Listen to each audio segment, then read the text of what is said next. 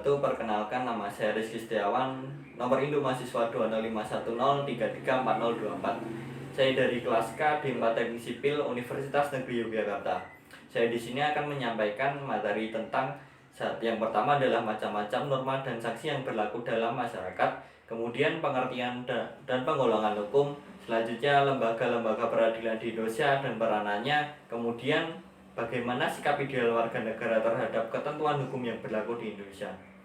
Berikut adalah materinya.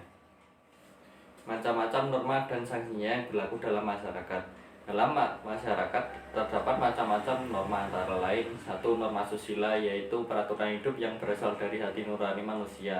Norma susila menentukan mana yang baik dan mana yang buruk. Norma susila memiliki sanksi dan ancaman hukum bagi yang melanggar norma tersebut. Sanksinya adalah perasaan manusia itu sendiri, yang akibatnya adalah penyesalan. Yang kedua adalah norma kesopanan, yaitu ketentuan hidup yang berasal dari pergaulan dan dalam masyarakat. Dasar dari norma kesopanan adalah kepantasan, kebiasaan, dan kepatuhan yang berlaku dalam masyarakat. Sanksi yang berlaku dalam masyarakat bisa menimbulkan kesenjangan hati karena telah disepelekan dan tidak dihormati. Yang ketiga, norma agama, yaitu ketentuan hidup yang berasal dari Tuhan Yang Maha Esa, yang isinya berupa larangan, perintah, dan ajaran. Sanksinya yang berlaku dalam masyarakat adalah berdosa dan ditempatkan di neraka. 4. Hukum. Norma hukum, yaitu ketentuan yang dibuat oleh pejabat yang berwenang, yang mempunyai sifat memaksa dan melindungi kepentingan manusia yang dalam pergaulan hidup di masyarakat, mengatur tata hukum bermasyarakat. Sanksi yang berlaku dalam masyarakat adalah mendapat sanksi sepadan apa yang telah ditetapkan dalam suatu peraturan masyarakat tersebut. Pengertian dan penggolongan hukum. Beberapa ahli mengemukakan pendapat tentang pengertian hukum. Yang pertama adalah Profesor Dr. Mokhtar Kusuma Harja dan Dr. B. Arif Sudiharjo SH, menyatakan bahwa hukum adalah perangkat kaidah-kaidah dan asas-asas yang mengatur kehidupan manusia dan masyarakat. Yang kedua, menurut Dr. Utrecht SH, menyatakan bahwa hukum adalah kesimpulan peraturan-peraturan pemerintahan dan larangan yang mengurus tata tertib suatu masyarakat. Selanjutnya, menurut Simorangkir SH, hukum adalah peraturan-peraturan yang bersifat memaksa yang dibuat oleh badan-badan resmi yang berwajib. Selanjutnya adalah Sono Sukanto menyatakan bahwa hukum sebagai ilmu sosial dan humaniora, sebagai disiplin, sebagai kaidah pedoman untuk bertindak, selanjutnya sebagai tata tertib, selanjutnya sebagai petugas untuk menunjuk pada orang-orang yang diberikan tugas menegakkan hukum, selanjutnya sebagai jalinan nilai-nilai yang tentang apa yang dianggap baik dan buruk.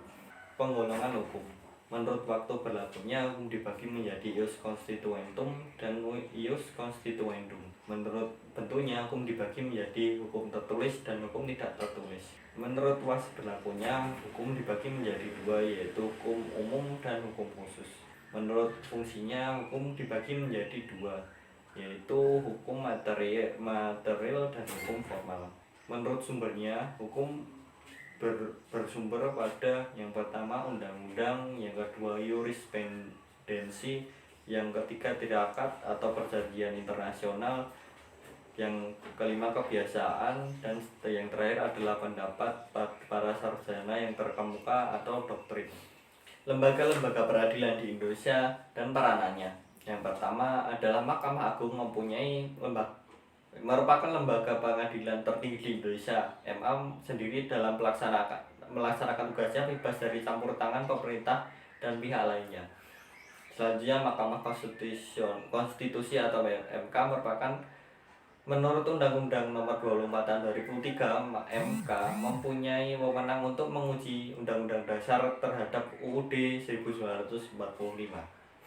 Selanjutnya yang ketiga adalah Komisi Yudisial, merupakan salah satu lembaga peradilan di Indonesia yang pada masanya menyimpang terhadap konstitusi yang memiliki sifat mandiri. Selanjutnya yang keempat adalah Pengadilan Negeri, adalah sebagai pihak yang memeriksa memutuskan perkara di perkara pidana di tingkat pertama. Peradilan tinggi merupakan lembaga peradilan yang mempunyai posisi di ibu kota provinsi.